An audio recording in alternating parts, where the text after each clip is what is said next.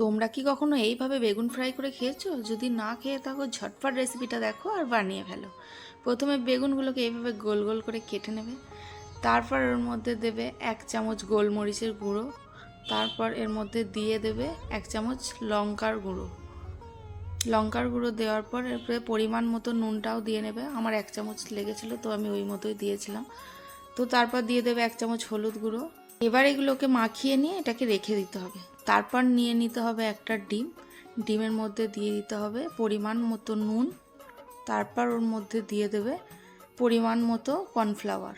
কর্নফ্লাওয়ারটা দেওয়া হয়ে গেলে ওর মধ্যে দিয়ে দিতে হবে অল্প সামান্য জল। সবগুলোকে একসাথে ভালো করে মিক্স করে নেব। এবার মিক্স করা হয়ে গেছে, দেখো। আমি এবার রেখে দেবো এটাকে। এবার আমি কড়াইয়ে তেলটা গরম করে দিই।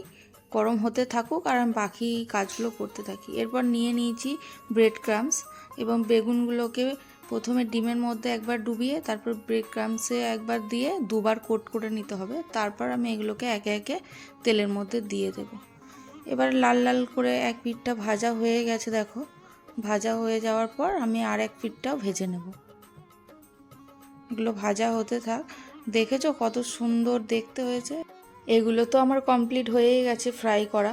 তো এবার আমি এগুলোকে তুলে নেব। রেসিপিটা কেমন লাগলো অবশ্যই জানিও। ভালো লাগলে লাইক, কমেন্ট অ্যান্ড শেয়ার করো। অবশ্যই একবার বাড়িতে বানিয়ে দেখো। তো আজ এই পর্যন্তই, দেখা হবে কোনো এক নেক্সট ব্লগে। ভালো থেকো, সুস্থ থেকো।